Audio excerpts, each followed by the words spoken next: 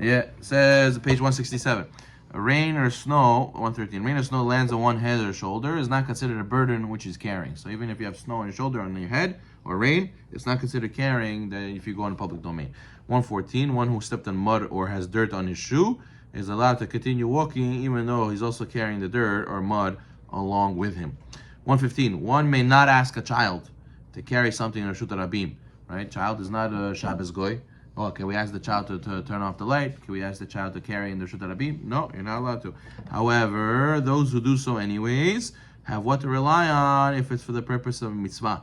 Even so, you should prepare in advance to bring your taled, your siddur, and all these things to the shul before Shabbat. Okay, good. Eruv Chatzerot. We need to discuss Eruv Chatzerot. Let's say Eruv Chatzerot.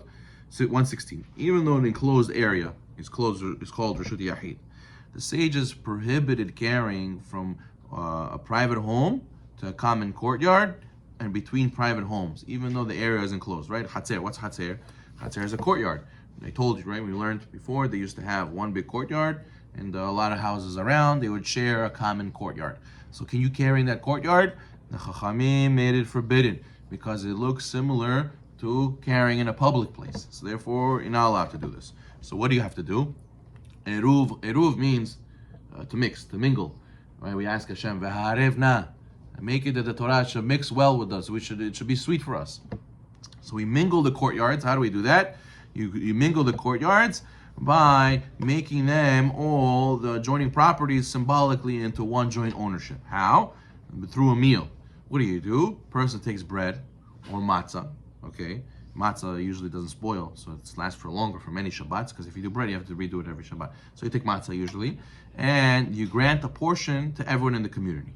Then he keeps it a safe spot that's located within the Eruv, and then by everybody having a portion and the ownership of the food, it shows and it symbolizes that everyone who lives in that Eruv, they're considered one unit, as if they're living in one house, right? And that way they're allowed to carry from one place to the other, and one house to the common courtyard to the other house, because it's all considered one.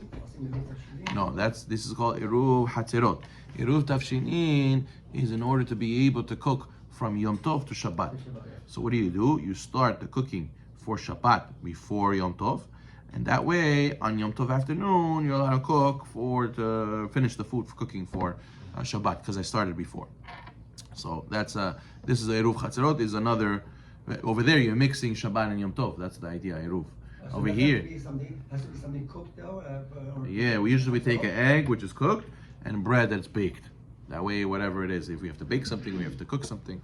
Okay, 117.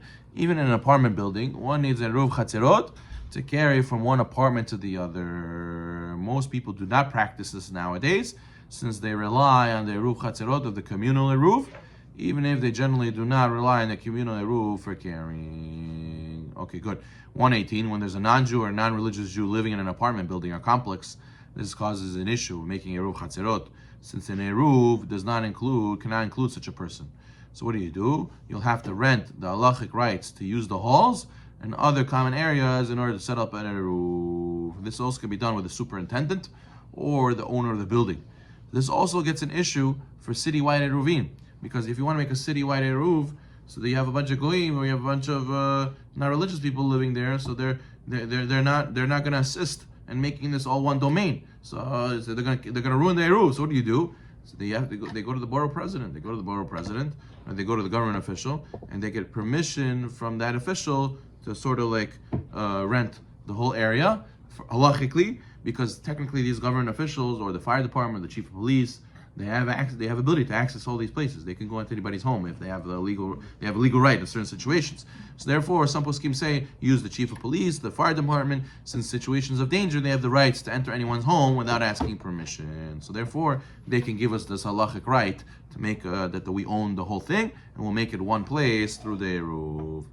119. One way of circumventing the need for making an Eruv is by stipulating with the homeowner that each person has the right to leave a muktzah item or an immovable object in another person's apartment. So if the other person lets us put stuff in their house, that also can make it that they're part of our Eruv. Okay.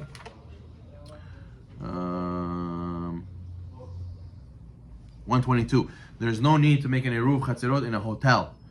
hospital, yeshiva, or similar establishment for several reasons. They all eat from the same kitchen. They're all considered temporary residents, and the hotel management owned each of the rooms. So therefore, that's why they don't have to do Eruv Hatzirot, but in a community they do.